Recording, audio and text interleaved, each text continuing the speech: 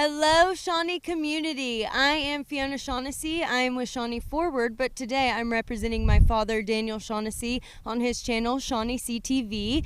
And here we are with Superintendent Dr. April Grace of Shawnee Public Schools.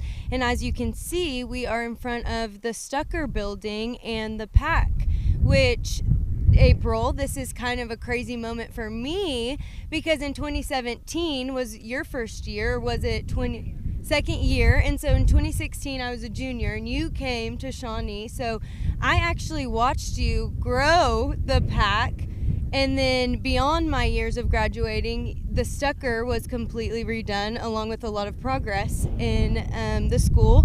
And so last night we had a tornado. And so how are you, Dr. April Grace? Well, I'm tired. I think I got home about 3:30 this morning, and then my phone started going off again about 4:30, so not a lot of sleep. I think I got maybe 45 minutes or an hour, but that's all right.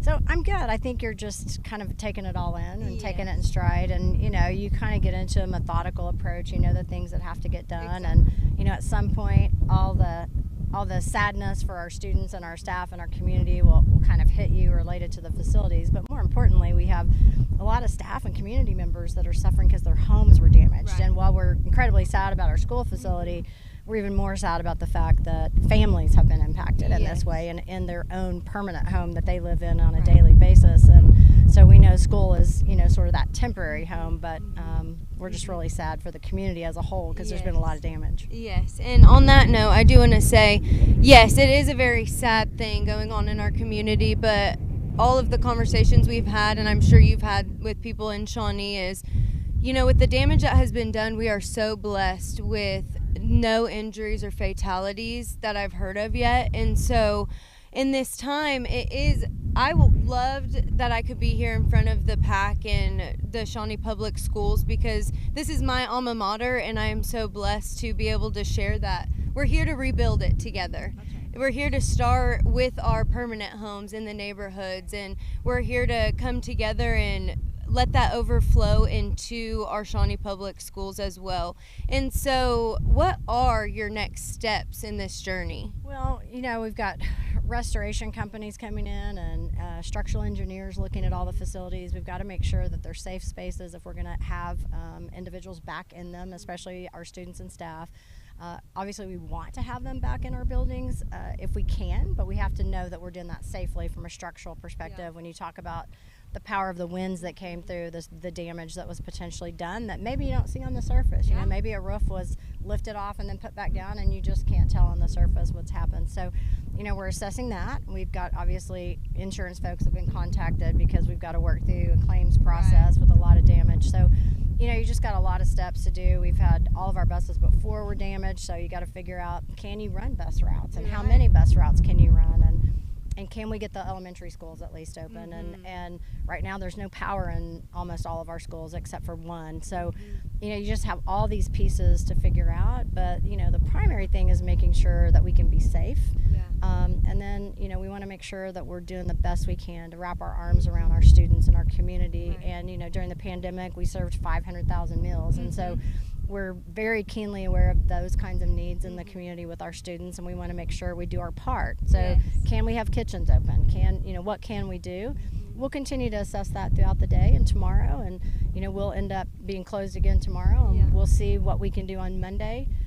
But we won't know until we get further through the weekend. But, tomorrow I don't see any path forward probably to have any buildings open. Okay, no school tomorrow. We like the sound of that. I'm sure some students, yes.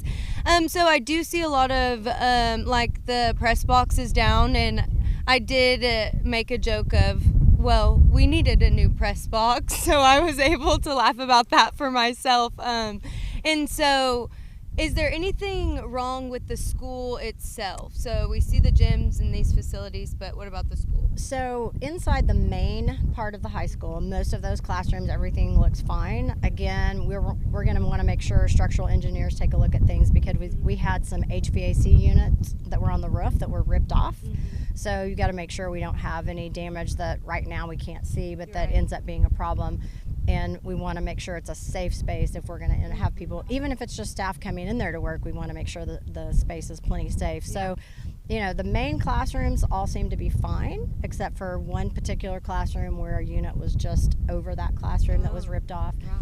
So, again, most of it appears at this time to be in a good spot, but most of the damage is the pack. The baseball field is a wreck. Oh. Part of the transportation building is gone. Mm-hmm. JTA is pretty much completely gone. Wow. The roof was completely taken off, and the majority of the building kind of exploded, just for lack of a better way to say it. Sort of looks similar to Stucker. So just, a lot of extensive damage at the early childhood center. We have some windows that were blown out.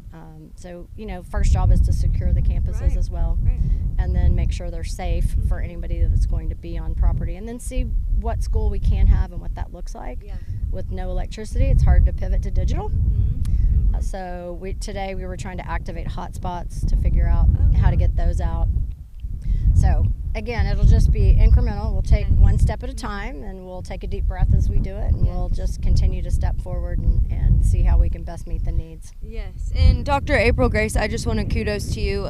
We are so grateful. I know that this is your last few months here with us, and so I planned on the last few months going probably, but it is. Yes. So she'll be tackling this on top of everything else you've had to tackle. But we are so blessed and so grateful that you are still our superintendent during this time because of your knowledge, and you do strive to take those steps and be very efficient whenever efficiency is needed the most. And you can't be too distracted. You have to just get in and get it